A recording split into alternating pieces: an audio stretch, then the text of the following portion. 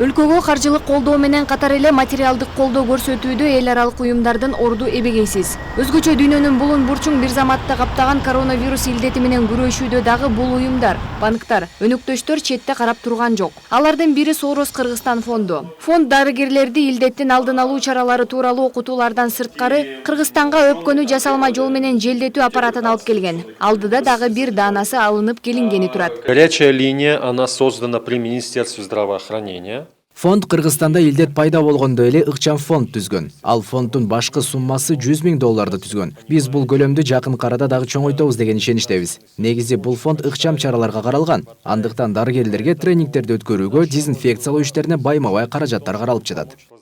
А бирок ар бир улут, ар бир өлкө үчүн өзүнүн элинин дени сактыгы биринчи орунда турат эмеспи? Андыктан эл аралык уюмдардын аркыл колдоосу мамлекет үчүн абдан маанилүү. Мисалы Кызыл Жарым ай коому. Бул бейөкмөт уюм буга чейин эле аркыл иш-чараларды өткөрүп, илдет менен күрөшүүдө коргонуу чараларын окутуп келишкен. Учурда дагы уюмдун ыктыярчылары өткөрмө жай, аэропорттордо келген чет өлкөлүк жарандарга өз тилинде түшүндүрүү иштерин жүргүзүп жатышат. Для МЧС, то есть по всем областям для размещения. Биздин ыктыярчылар февраль айынан тарта эле саламаттыкты сактоо министрлигинин кызматкерлери менен биргеликте чет жерден келген жарандарды текшерүүгө, аларды каттоодо тил, котормо жагынан жардам берип келе жатышат. Качан гана Кыргызстанда коронавирус илдети катталды деген маалымат чыкканда, уюмдун атынан дезинфекциялоочу каражаттар берилди. Учурда дагы ыктыярчылар калк арасында эрежелерди сактоону түшүндүрүү иштерин жүргүзүп жатышат.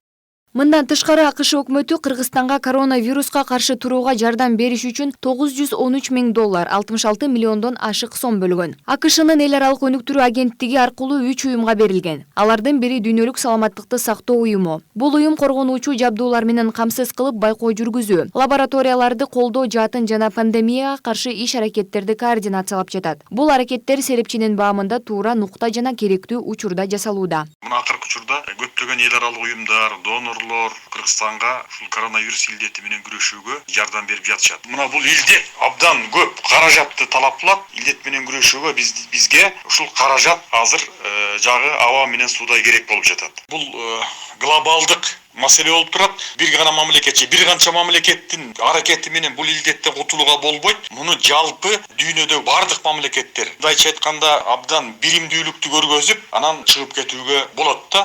Серепчилердин айтымында сыноо бир же бир нече адамга эмес, бүтүндөй дүйнөлүк коомдун башына түшүп турган соң, кырдаалдан бир муштумдай түйүлгөн ынтымак менен чыгуу керек. Ал эми каржылык колдоо бирден бир күрөшүүгө бекем туруу үчүн кошумча булак. Андыктан мамлекеттик деңгээлде гана эмес, дүйнөлүк, эл аралык масштабта күрөшүүгө бел байлаган соң, тартипти бекем сактоо менен мамлекеттин ушул кырдаалды жөндөө ниетиндеги эрежелерин сактап, чийген сызыгынан чыкпаңыздар. Себеби ирет болбосо игилик болбойт. Айза Камчыбекова, Нурдан Карыпбеков, Пирамида.